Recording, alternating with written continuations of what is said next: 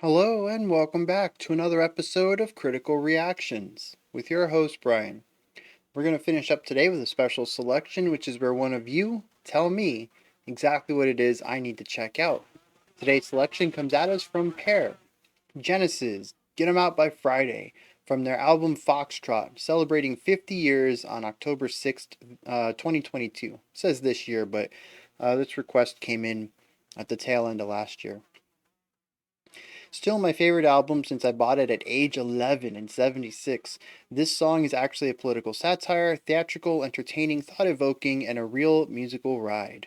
So let's get into this. I think this is interesting just because we checked out Genesis at the tail end of last week. So their style and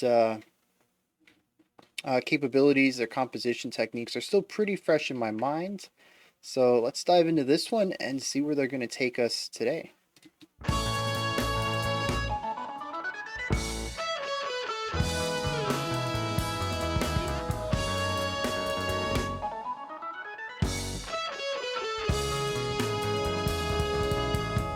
Yeah, I definitely think this is in 3. It's a fast 3 though.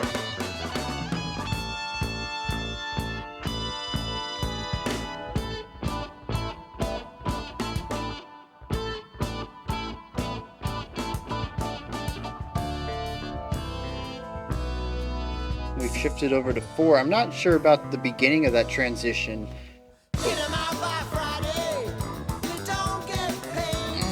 Loving that groove.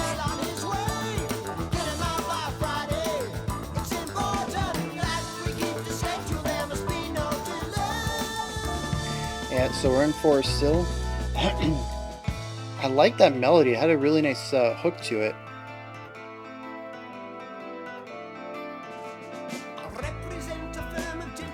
The R roll.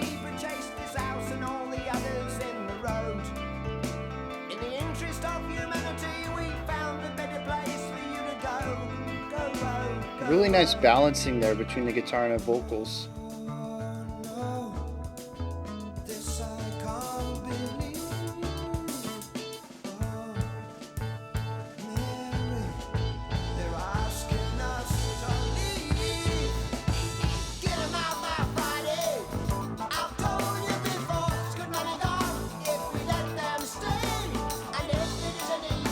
There's 2 vocalists, isn't there? The timbres are close, but just different enough. I think it's 2 different people.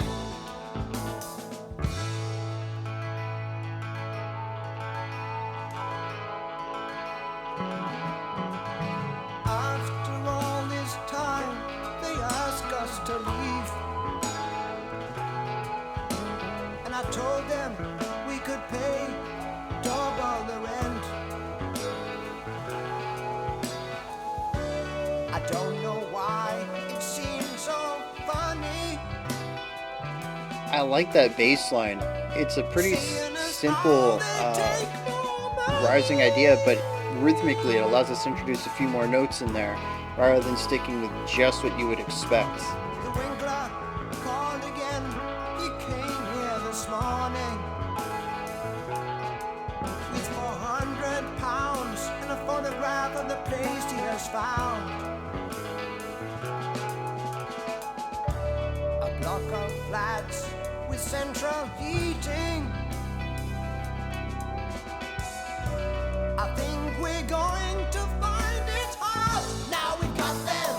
I've always said that. Yeah, we keep jumping back and forth between groove and less groove.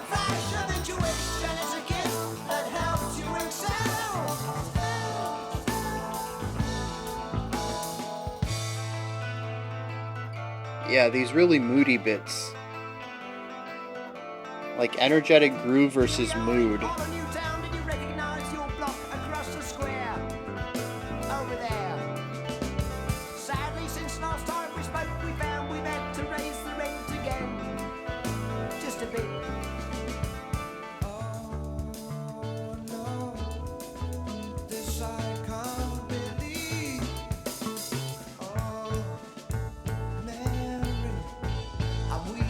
Almost sounds like an alarm too with that left guitar.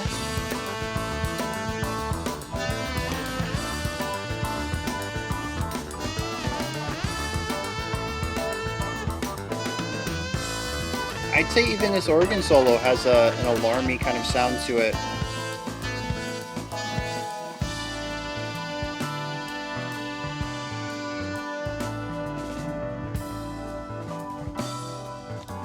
Love the bass work. Simple ideas with just a hair bit of embellishment, and always working in a more jazzy element of leading the band rather than following.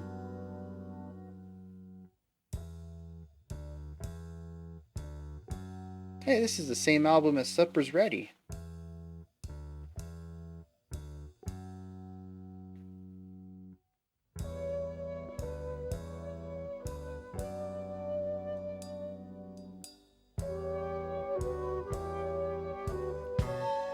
Ooh. I was kind of expecting it to drop.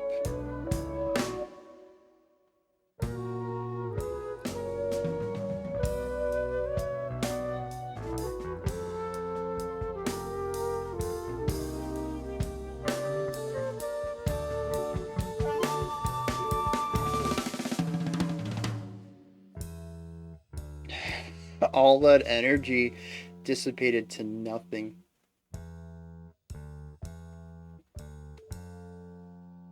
Beautiful glissando on the piano.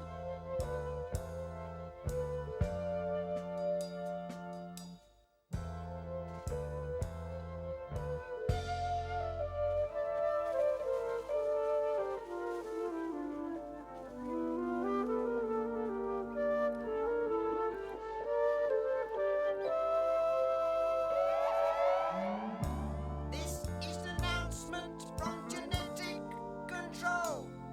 It is my sad duty. The announcement from Genetic Control. For the restriction on humanoid hides. I hear the directors of genetic control. I've been buying all the properties that have recently been sold. Taking risks so bold. It's said now that people Rising energy. shorter in height. Interesting ambient sounds as well. Twice as many in the same building site. They say it's alright. Beginning with the tenants of the town of Harlow. In the interest of humanity, they've been told they must go. Told they must go, go, go, go.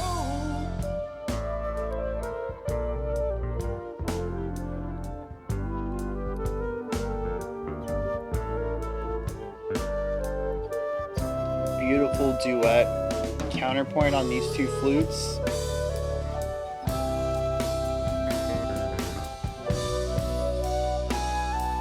I think I fixed a new deal. A dozen properties we buy and fly and celebrate it more. Some are still inhabited. It's time to send the winds, let us see them. We'll have to work some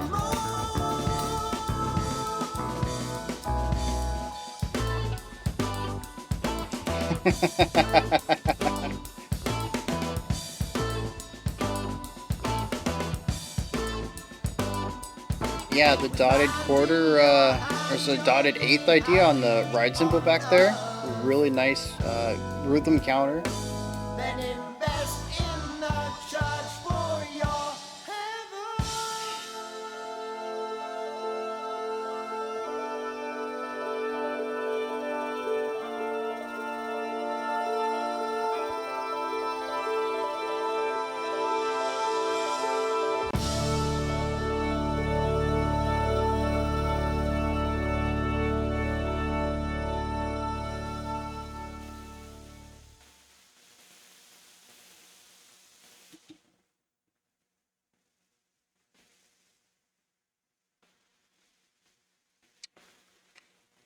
There's a lot going on in here. Once again, though, just like man, what was that song? It was a fountain. The fountain of Samesis. That's right. We checked that out on Thursday. Just like that, this one bounces back and forth between a couple of modes.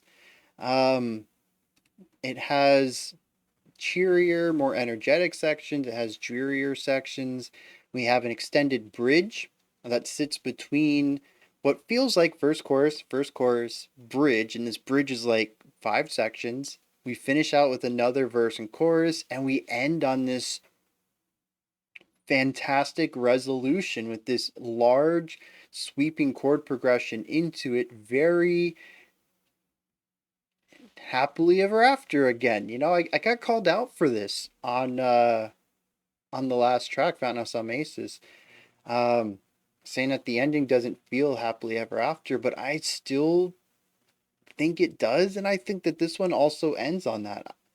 I'm not going to say that that's a trademark of Genesis is to end their tracks on these really big sweeping chord progressions with this beautiful resolution. And in isolation, that chord progression is gorgeous. I always have to call it into question though when talking about the themes of the song. Where I felt last time it was a bit out of place given what was going on narratively in the lyrics. Here we'll have to wait and see because I have an idea of what the song is doing emotionally through the music, but until we hit the themes of the lyrics, I won't have a very strong picture of what the exact story they're trying to tell is, so I won't know if that ending fits well with it. It feels a little out of place given everything else, but I think by the time I end this analysis, I'll appreciate its use as an ending given everything else we've listened to. So with that said, let's let's dive into a little bit of this. Our verse and our chorus is interesting because they drive against each other. Our verse is energetic. This is where we have that triplet vibe or a slower 4. Well, I guess it's a faster 3 or triplets in 4, however you want to feel it. It has that nice polyrhythmic idea within it, and it also has this drive, this energy. The vocals are they have a bit more power to them. I'm not going to say that we have any moment where the vocals feel weak or they don't have enough air pressure behind them, but they feel more impassioned in our verse. And it could just be a driving electricity or a driving uh, energy that is fueled by what's happening musically. It's 1972. I'm gonna wager that they record this all at once in a recording studio, so you would absolutely have that energy of the band around you as you're recording your vocal performance as well, and it's gonna bleed in there. So I don't know how much of that is, riffing off of the music or how much is entirely intentional, but the vocals are more energetic. They seem to be more enthused in our verse and our chorus. We have the driving music. We have tons of layers. Um, and it is just energetic. And then we get to the chorus, and the choruses tend to reel it in a little bit. We still have a lot of layers, but we're not necessarily playing around with the speed of the layers. It's more of finding chords to play around with and suspended notes. The vocals tend to get a bit more, I don't know, just again, they're not weak vocals, but they sound dreary. And I think a lot of that is just the loss of that passion in the vocals. Though I think this is also the section where we get the bouncing vocals. The verses are primarily one centered vocal, the choruses bounce around. And I mentioned that there were slightly different timbres, so it could be that we have different vocalists and they just bring different energies to their performance. I I don't know. The choruses just feel weaker. They feel more defeated to me. And maybe some of that is just me applying an element to the vocal performance that is coming from the music, because the music is drearier. We lose some of the brighter chord progressions for something a bit more somber and melancholic. It still has it still has an air of the production that we had from the verse, but there's something about it that just feels dreary. And we bounce back and forth between these. We go back to the high energy, we go back to the dreary. High energy.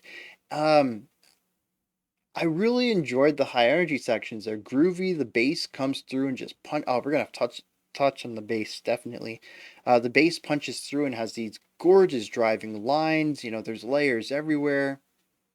We got guitars. We got multiple vocal lines. Um, and it is an excellent ride. I love it. And then we hit the dreary section. It's just kind of like halts, and you just kind of gotta endure it. I'm really hoping we get to the lyrics and this makes sense. They're trying to tell a story, and these are the emotions of the story. But it does feel like just turning a switch on and off, as far as coming at it purely from a musical angle, first time listen, not really knowing what they're going for. My read on it is just, we're doing this, now we're doing this, then we're doing this, then we're doing this, which is, it's kind of proggy. A lot of modern prog dances around that. Older prog, I kind of get the idea that older prog's more cohesive, but you guys have shown me a lot of older prog, that, you know, they showcase both styles, more cohesive styles and more eclectic, smashing togethers of styles. So I can't really attribute one specific style to the era, which is reductive in any case. But I always get the idea that this older prog stuff, I should expect cohesive works. And I think I'm slowly getting, I've caught myself, right? I didn't catch myself when we checked out Fountain. I let myself slip into that until the very, I think I did catch myself at the very end. But today I caught myself before I leaned into it. Maybe it's not supposed to be cohesive. But that's definitely where I'm feeling right now, is that it's not. They're just, the two sides are very different. They kind of connect, and I think the transitions between them are a bit smooth, a lot smoother than some of the stuff we'll see in the bridge, but they're very different ideas, and they get put right up next to each other. Um, Specifically, I want to talk about the bass. You know, everybody was good. The drum had some interesting fills in it. The guitar and violin, flute. Well, we'll get to the flute later because I don't think the flute has existed yet. Some of the keyboard lines or synthesizer or mellotron, whatever they were using for their keys. You know, the melodies and the guitar, all of it's good, but nothing of it really stood out. And I think that's because a lot of how Genesis writes music is that there's no focus on a sole instrument. Everything comes together for the greater story, right? But the bass, at least to me, does stand out. And maybe it's just because I'm used to not hearing a lot of bass in the tracks I get tossed at me. So it's really nice. Oh, we need a bass appreciation week. Not like a bass cam week, but just songs that naturally have strong bass presence. Not ones where the bass has been amped up because it's a bass playthrough or something, right? Yeah, we need a bass appreciation week. Anyways, back on to Genesis. Um, the bass in this track is particularly strong in all sections. It has more of a jazz element to it where it leads the band and provides a bit of the chordal structure to the song while also having a melodic presence, which is very cool. They could have chosen just to walk the bass line, you know, quarter notes or eighth notes that set out the structure of each chord that's going on at the moment. Assuming the chord changes every bar we would shift the notes of the skeleton, but the skeleton would never change. You know, it's always like 1, 3, 5. We could arpeggiate it too, 1, 3, 5, 8, and then walk back down and then change it to a different 1, 3, 5, 8 for the next chord. Um, and what I mean by that is your root tone. So if you're in C major, it's C, the third note, the fifth note, then the octave, which would be the high C in this case. That's an arpeggio. And arpeggiation is just playing the arpeggio up and down. All right, so Cleared that up. I didn't mean to walk by that so quick. I'm just like throwing numbers out, and people are like, "What is he talking about?" Um, but instead, they chose to put a little bit of a rhythmic groove in there, and not only that, but the rhythmic groove allowed them to open up note-wise as well. So we had these what eighth notes into quarter notes. Is that what it was? It was bodum, bodum, bodum, bodum. This like a quick note into the key note for that beat, what they really wanted to emphasize, and a shorter note that leaned into it. And what was really cool is that instead of just choosing the same note for each of these, which would have really emphasized this rigid structuring of the chord, they allowed the note that leaned into it to be different. So it created a little bit of a melodic flow, it changed up the rhythm a little bit, and so the bass got to really do everything. It wasn't really a strong melody, so I wouldn't call it counterpoint to what the guitars or vocals were doing, but it was a melodic element. It rhythmically worked, usually in juxtaposition to the drums, adding in some polyrhythmic ideas, and it laid out the chordal structure which allowed it to lead the band. So it got to lead the band and play within it, which was just, I loved it. It's a simple bass line, but it works so well. Not everything needs to be complex to be interesting, and I think that the bass line in most of these sections uh, is a fantastic showcase of that. Now, after our verse chorus, we hit the bridge, and I'm not gonna lie, it is a lot. There's like 5 sections in there, 6 sections maybe, before we got back to our final verse chorus into our outro. I don't remember them all. I certainly don't remember what order they were in. Um, but I remember elements of them, and that's primarily what I want to talk about here. Um,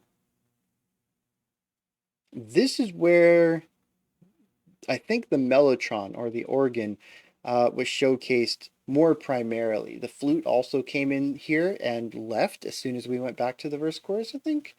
Um, and while we did have more vocal work, this did not focus on the vocals as much as our verse and chorus did. We also had some environmental elements in here. We had like the clattering of stuff. I kind of got an image of a kitchen with like plates clanging together, like people not like a house kitchen, but like a restaurant kitchen. Lots of noise, metal on metal sounds, clinking, clattering. I'm not sure where that comes in, and I highly doubt I'm going to be able to pick out which group, which stanza in the lyrics is going to pertain to it, which is a bit of a shame, but that's something I'll pick up on a second listen, I suppose. Or have one of you explain to me. That's also fantastic. I absolutely do not mind exchanging information, right? This one way thing doesn't work. One person does not start a conversation. Well, one person starts one person cannot have a conversation. It's always really nice when I tell you what I've heard, maybe give you some insight, and you tell me what you heard, especially as, longtime listeners, or, this is your favorite song, you've heard it thousands of times. You have a totally different perspective on it than I do, and I am always all ears for that. Always down to check out comments like that. Um, so yeah, that was an interesting moment. The feel of these sections, though, doesn't change.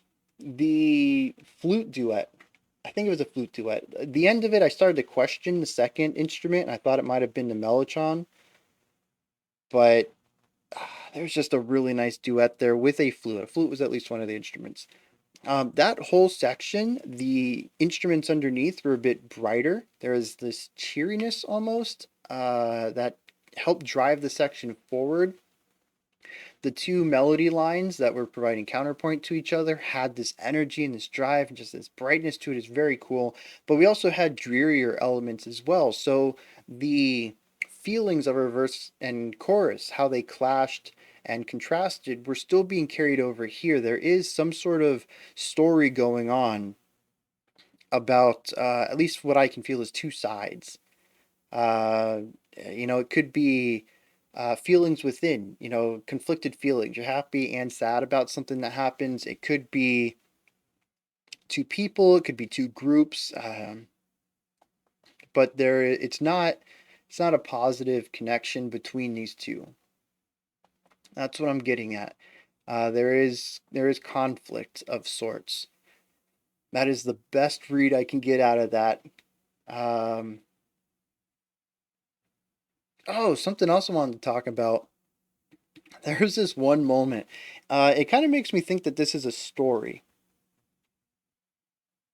I didn't pick up on this anywhere else. Lyrics are, well, the music was really dense in the verse and chorus, so I didn't really pick up on the lyrics as much as the vocal work. But when we got to this point in the bridge, there was really nothing going on, and there's like this we got to get to that too. There's this announcement sound, and they were like announcing that this is going in effect and something about a genetic committee or something. Um, it's it reminded me of like they were trying to implement this world telling, this world building element to the song. It makes me think that there's a story being told here. But there's also something else going on around here that was neat. The mellotron and guitars, maybe at various points in this bridge, sounded like alarms, and that was just wonderful. This is something I typically forget to do in my own music, so every time I come across it in other people's music, it sort of blows me away because I forget to expect it. It's just one of those things that it always slips my mind is that instruments don't have to be musical.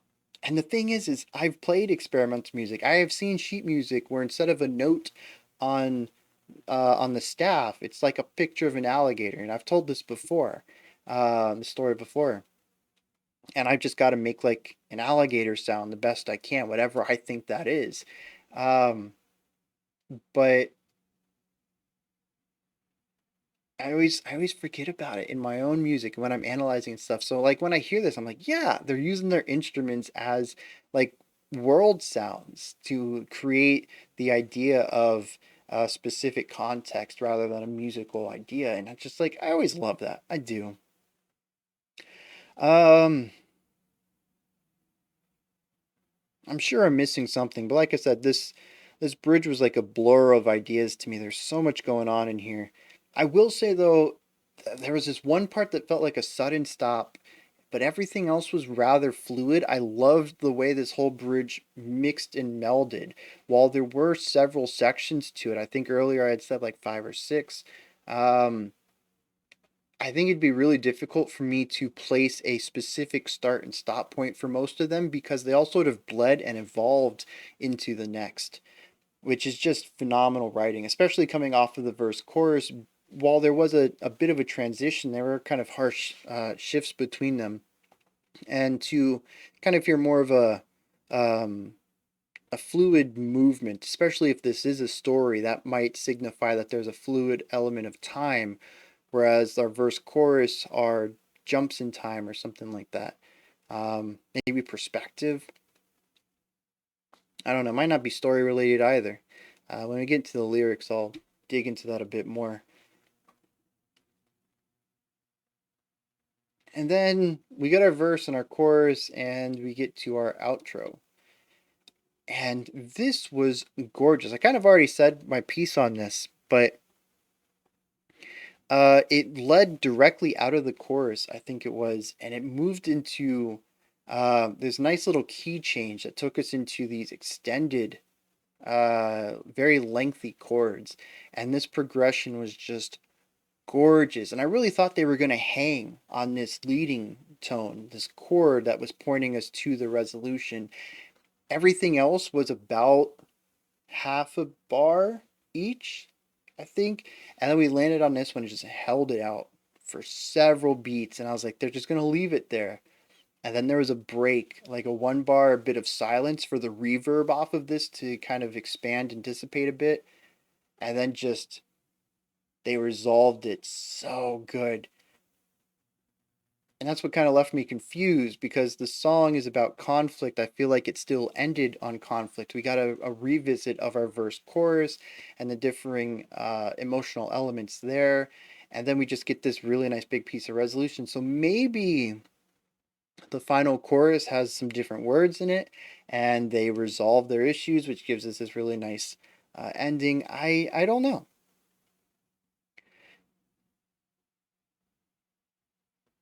It's interesting though. Especially given two tracks now from Genesis, back to back, different albums on the week. Not on the week, but on the channel. We had Fountain last week, just a few days ago, and we got this one this week. Two different albums though, and both of them happen to have this, from what I can tell, uncharacteristic ending compared to the music that came before it. Um, do I have anything else I want to add? I'll probably think of something while I'm reading the lyrics or dissecting the lyrics or getting befuddled by the lyrics. That's a good word too, by the way, befuddled. All right, I'm gonna go read them and we'll see what's going on with that. This is neat.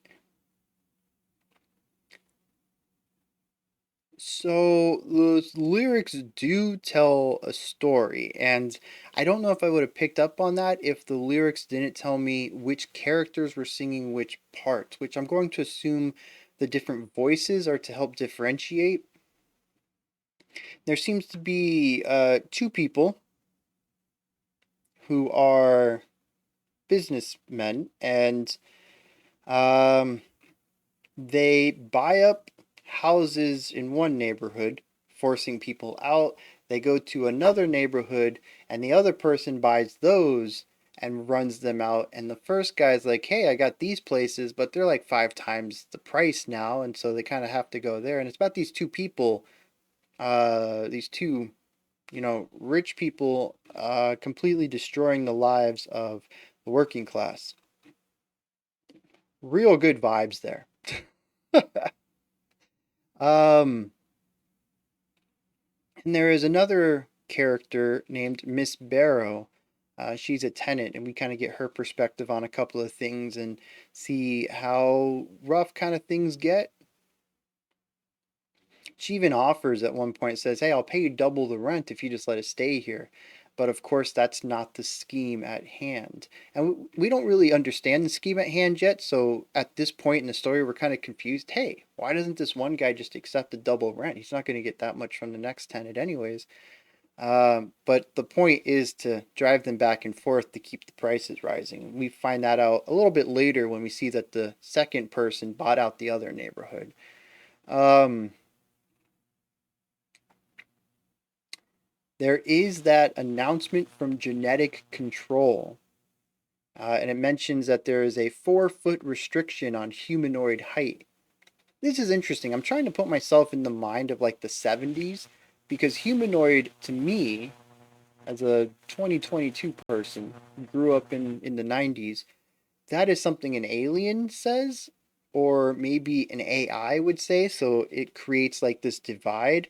But as far as I can tell, the ruling class is still just humans. But, anyways, so there's a height restriction on this, which, as we hear from somebody, there's a conversation that comes up next. Anyways, they're wanting to put more people in rooms, and if they're short in houses, and if they're shorter, then they can put more people in them.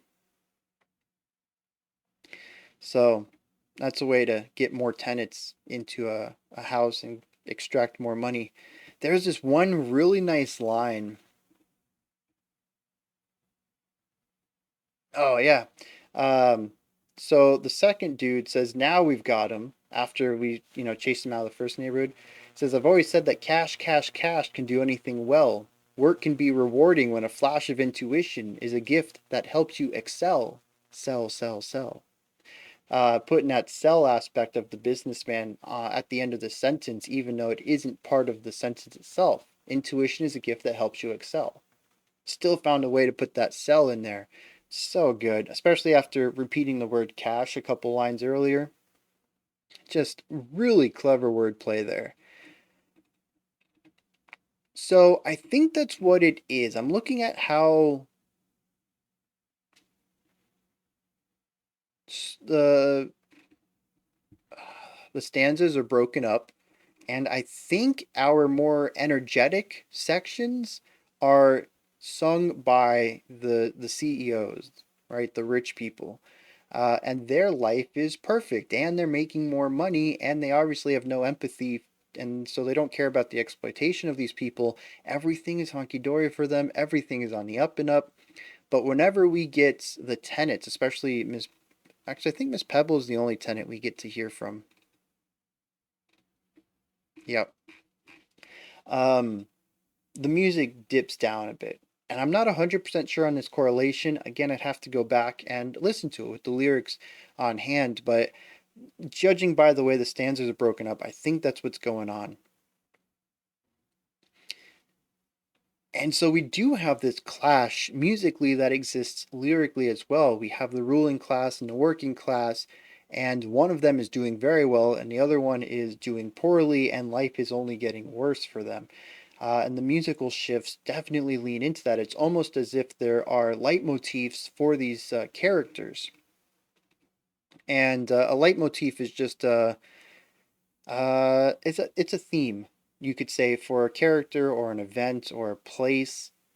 Um, Imperial March for Vader is Star Wars. Bump, bump, bump, ba da da da da da dum. That's terrible. I think I'm missing like a couple of 16th notes in it. Anyways, you know the song. Whenever you hear that, you think Dark Side. You think Darth Vader, right? You think the Imperial forces. That is a leitmotif for them. Um, so yeah, we kind of have that here where each of the characters, or I guess the ranks of characters, each have their own sound that goes along with it. And since I believe there's primarily a lot of similarity in each of the verses, it's not even just a sound, it is a specific musical structure written for each of these classes of people. And of course, when we stop focusing on them entirely and we get into the bridge where we look at a conversation in a pub and we get the genetic control announcement, um, there's a thing that says Sir John de Pebble of United Black Springs International. He comes on to say something. This is where I think in our bridge where the music has shifted a bit, and we're not seeing any of the same old characters anymore. So yeah, very cool. Interestingly, the ending of the song that lines up with that chord progression says, "With land in your hand, you'll be happy on earth. Then invest in the church for your heaven." And he holds out heaven on this angelic note that resolves down into that gorgeous uh, return home.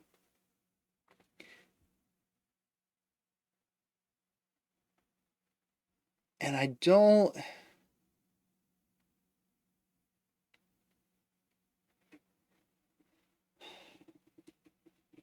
don't know. We don't get to hear back. It looks like, oh, that's interesting. We don't get to hear back from Miss Barrow. So our final chorus that kind of dips down a little bit isn't from the perspective of, yeah, that might be throwing a huge wrench in my understanding of how the music relates to specific characters. But it doesn't look like there's any resolution other than that the rich continue to get richer.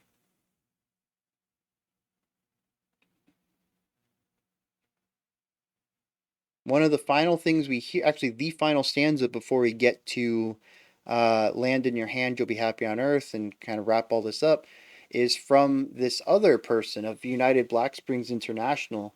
It says, "I think I fixed a new deal, a dozen properties, we'll buy at 5 and sell at 34. Some are still inhabited, it's time to send the Winkler to see them, he'll have to work some more." So it's about continuing to push these people out and squeezing them for money. And then it says, with land in, oh, so, okay, I think I got it. With land in your hand, you'll be happy on earth, right? So they're talking about the rich, right? They own all this land now. They've bought up all these houses. They'll be happy on earth. You won't, but that's fine. You also need to spend some money on your local church so that you can have a good heaven. And so this is a little memo that says life's going to suck now, but you should probably ensure your afterlife is fine as well. And it squeezes even more money out of them to invest in your church for your heaven, which is very tongue in cheek, I think. I don't think the ending of the track really leans into, like, I still get that happy ending, but I think it's supposed to be satirical, right? This is a happy ending for the rich, and those are the only people we should worry about, right? Also, if you're poor, you'll have a happy afterlife. Just keep thinking about that as we run you down and squeeze you out of your money. And see, happy ending for everyone. And I think that's what they're going for there. Um, yeah, so I think this is the best Genesis song I've heard.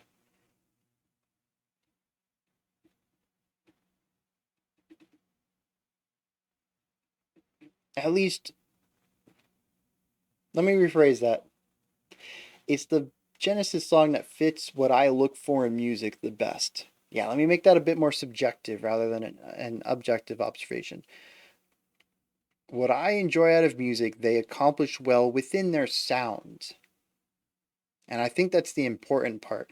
There are certainly some elements in here that I think they could have done better to further connect what's going on lyrically to the musical concepts, but it would have drifted outside of who they were. And they're probably also informed by modern compositional ideas. So it's not like they would have had access to, they would have been like way future thinking.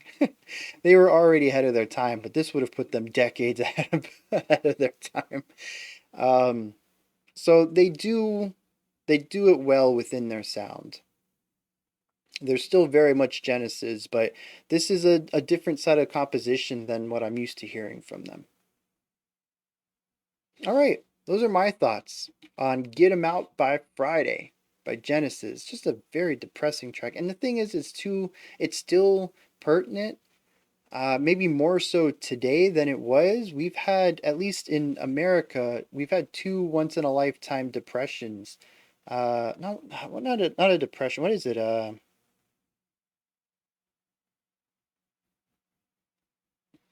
When I can't think of the term. Anyways, when things get so expensive and nobody can buy anything, because wages aren't keeping up.